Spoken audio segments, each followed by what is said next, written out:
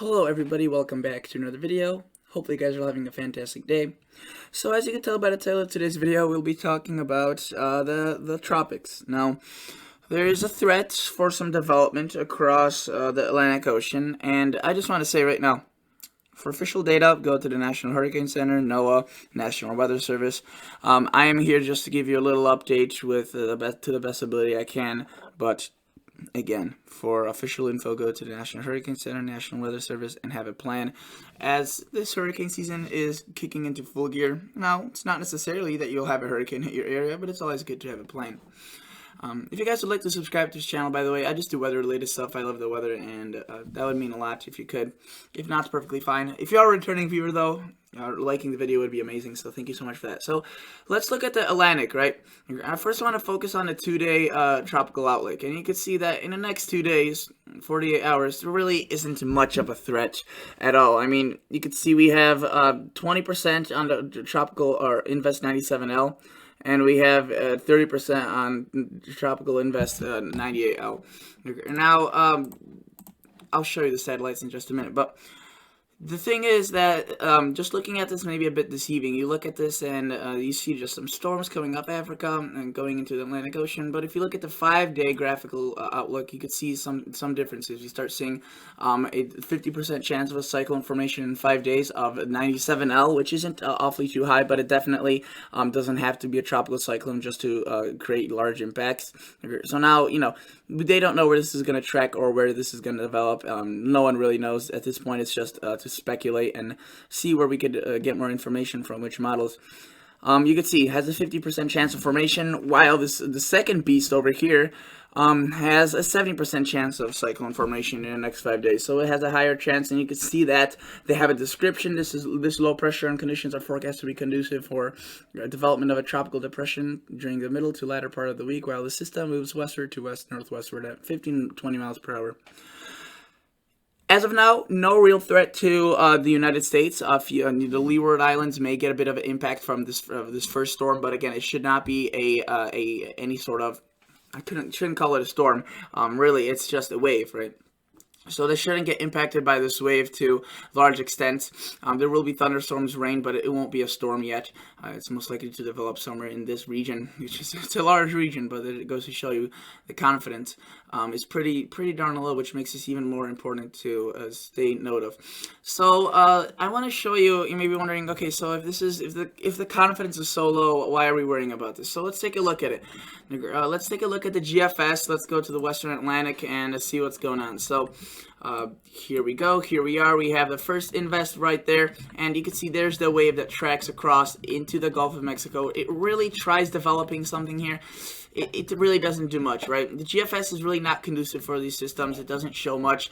You can see it does have this feature get across Texas by the next Tuesday, and the second one completely really is absolved, and it doesn't even get close to the coast of any major island, or the GFS model really just doesn't have that ability, I guess, to show it like some other models are. The other models are a bit more confident in this. The Canadian, you can see, does show a tropical storm on land here. This one, you can see it shows the two of them, pretty well developed storms. And again, for official info, go to the National Weather Service, National Hurricane Center, because while this may look scary, there's no reason to be scared. You have to be prepared and have a plan. Notice we have this first system right here, very weak, nothing really significant, but it definitely still is an impact. We get the second one, the stronger one of the two, and you can see this one could be a bit stronger, tracks across northern Cuba, kind of scrapes it and goes into the Gulf Coast, and it makes, according to this model, it hits Florida. Really, again, very far out. We'll have to see. All these models have, the GFS completely didn't have this storm even in the vicinity of this area. So each model is different. I'm leaning probably towards a bit of the European and Canadian model, since they are both showing at least a storm, while the GFS is really showing nothing, which means which kind of shows us that it may be a bit lost. But it may be right. It's not like if it's always where, sometimes an outlier can be right, and that's happened before. So notice this is the European. It has a pretty strong storm developing by really late into next week, you could see, or mid next week. So this week everything seems fine, no big threat. The European, and even into next week, the threat isn't awfully too high because the models are so low in confidence. But you can see they are showing some pretty large, this would be a pretty strong hurricane. I don't want to use the H word, but it would be. And here's a 97L. Let's look at the first one, the one that's weaker right now, and forecasted. It has a less chance of developing. You can see it's right over the Leeward Islands. Lots of storms. It's extremely disorganized. It's basically, again, just a wave. Lots of disturbed energy. We have storms to the south, across South America, but really these it's really not that organized. It may get organized. That's why they're giving it a 50% chance, a 50-50. You can see the islands are getting impacted right now. Thankfully, it's not a storm. It's just a wave. And obviously, where you see those darker colors into those whites and even those grays and pinks, that's where the cloud tops are higher and they're more well-developed. And you can see it just goes through phases here. Earlier it was, now it's dying off. Now it's somewhere respawning over here. And really, again, very disorganized storm. It doesn't have a lot to work with.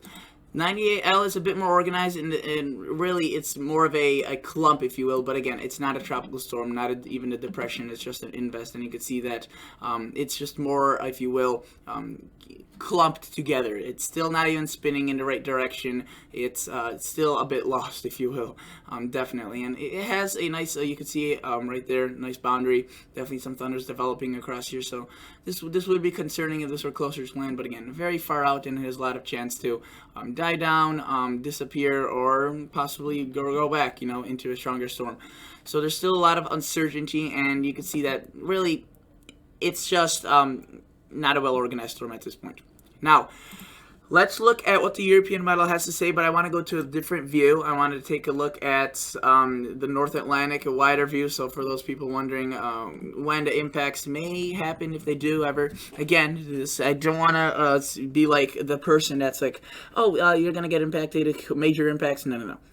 Possible impacts to the coast of the United States. Really, at this point, it's just an area to watch. Hence the name. It's an investor investigating it, and they're basically investigating to see whether or not it's even worthy of any mention. So notice we have this first storm right here. Well, this is the second one. The first one is right across the Leeward Islands right here. You can see the European really just doesn't do much with it. But again, the European model isn't the end-all be-all of all models. There's different models showing different scenarios, and there's a reason why it has a 50% chance of developing. Now, you can see that the European model shows a different threat with the second storm. It shows it a bit stronger, and this, by the way, would be getting towards the Leeward Islands, Dominican Republic, and Puerto Rico region by this upcoming weekend. So possibly as a storm, maybe a depression if the European were to be right. But then as we move this forward, you can see it does intensify. Never makes a landfall on the coast, but again, that is very, very far out and far stretched. And it would be silly of me to make a forecast just based off these models. Looking at the hurricane models, that we often look at the HWRF. They don't have the storms that are named that we're interested in. They have different storms like Genevieve, and this one is off the coast of the Mexico on the western coast, and that one's also going to really spin off into nowhere, but it is going to get pretty intense if you could look at it in the Pacific Ocean. We can notice that it is a hurricane as of right now, and the forecast for it does look a bit interesting. So let's take a look at it. You can see it's a very large storm in terms of magnitude, or in terms of covering area, but it does develop into a major hurricane, so category 3 or above. But again, no impact to land. The Baja Peninsula seems safe from this. A bit, some sea surf, some probably a little bit of a rain for sure, but it develops into just a weak tropical storm by the time it's Saturday.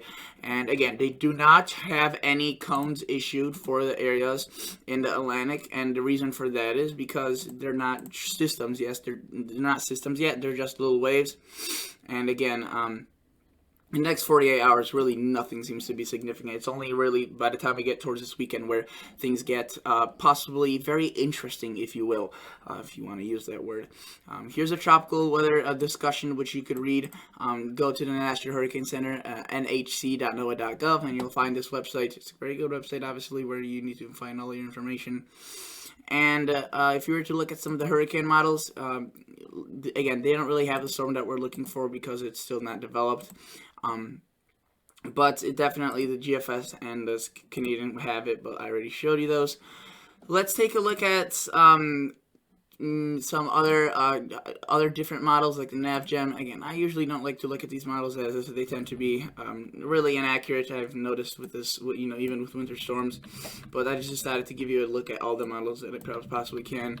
Notice this model again intensifies the Genevieve and then weakens it. But in terms of these storms, it does do a little gives us a fun old time. I mean, you can see it introduces this next week a pretty strong storm across the Gulf Coast.